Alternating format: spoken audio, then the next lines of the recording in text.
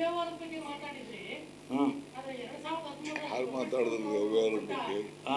ಅಮ್ಮಣ್ಣಸ್ವಾಮಿ ಅವರು ಕೊಟ್ಟ ವರದಿ ಪ್ರಕಾರ ಪಾವಗಡದ 13 ಗ್ರಾಮ ಪಂಚಾಯತಿಗಳಲ್ಲಿ ನಾವು ಮೀನು ಹೊಂಡ ಅಂದ್ರೆ ಮೀನು ಸಾಕಾಣಿಕೆ ಮಾಡ್ತೀವಿ ಅಂತ ಮಾಡಿದ ಇದು 4.5 ಕೋಟಿ ರೂಪಾಯಿ ಡಿಸಪ್ರೇಷನ್ ಆಗಿದೆ ಅಂತ ತೀರ್ಮಾನ ಆಗಿ ಇದುವರೆಗೂ ಅದ್ರ ಬಗ್ಗೆ ಯಾವುದು ಶಿಸ್ತು ಕ್ರಮನೂ ಆಗಿಲ್ಲ, ಯಾವ ಇದು ಆಗಿಲ್ಲ.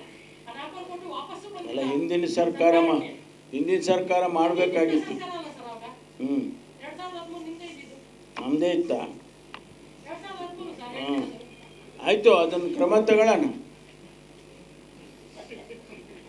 ಕ್ರಮ ತಗೊಳ್ಳಲ್ಲ ಅಂತ ನಾವು ಹೇಳಿಲ್ಲ, ತಗೊಳ್ತೀವಿ. ಇಲ್ಲಿಂದ ಬರ್ತದೆ ಅಗೋಚರವಾದ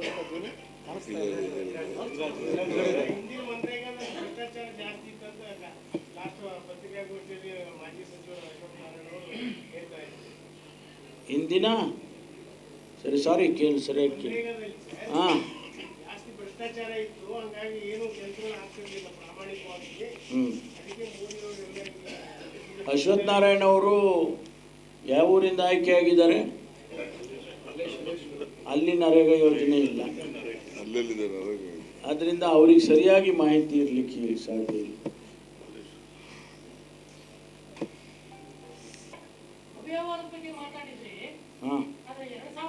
ಹಾಲು ಮಾತಾಡಿದ್ರು ಅವ್ಯವಹಾರದ ಬಗ್ಗೆ. ಅಮ್ಮಣ್ಣಸ್ವಾಮಿ ಅವರು ಕೊಟ್ಟ ವರದಿ ಪ್ರಕಾರ ಪಾವಗಡದ 13 ಗ್ರಾಮ ಪಂಚಾಯತಿಗಳಲ್ಲಿ ನಾವು ಮೀನು ಹೊಂಡ ಅಂದ್ರೆ ಮೀನು ಸಾಕಾಣಿಕೆ ಮಾಡ್ತೀವಿ ಅಂತ ಮಾಡಿದ ಇದು 4.5 ಕೋಟಿ ರೂಪಾಯಿ ಡಿಸಪ್ರೇಷನ್ ಆಗಿದೆ ಅಂತ ತೀರ್ಮಾನ ಆಗಿ ಇದುವರೆಗೂ ಅದ್ರ ಬಗ್ಗೆ ಯಾವುದು ಶಿಸ್ತು ಕ್ರಮನೂ ಆಗಿಲ್ಲ, ಯಾವ ಇದು ಆಗಿಲ್ಲ. ಆ 4.5 ಕೋಟಿ ವಾಪಸ್ಸು ಬಂದಿಲ್ಲ. ಹಿಂದಿನ ಸರ್ಕಾರ ಮಾಡಬೇಕಾಗಿತ್ತು. 2013 ನಿಂದ ಇದ್ದಿದ್ದು ನಮ್ದೇ ಇತ್ತ. 2013 ಸರ್. ಆಯ್ತು, ಅದನ್ನು ಕ್ರಮ ತಗೊಳ್ಳೋಣ. ಕ್ರಮ ತಗೊಳ್ಳಲ್ಲ ಅಂತ ನಾವು ಹೇಳಿಲ್ಲ, ತಗೊಳ್ತೀವಿ. ಇಲ್ಲಿಂದ ಬರ್ತದೆ ಅಗೋಚರವಾದ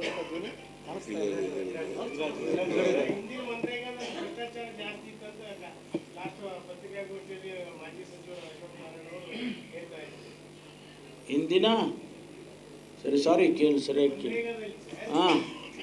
ಭ್ರಷ್ಟಾಚಾರ ಇತ್ತು, ಹಂಗಾಗಿ ಏನು ಕೆಲಸಗಳು ಆಗ್ತಿರ್ಲಿಲ್ಲ ಪ್ರಾಮಾಣಿಕವಾಗಿ. ಅಶ್ವಥ್ ನಾರಾಯಣ ಅವರು ಯಾವ ಊರಿಂದ ಆಯ್ಕೆಯಾಗಿದ್ದಾರೆ? ಅಲ್ಲಿ ನರೇಗಾ ಯೋಜನೆ ಇಲ್ಲ,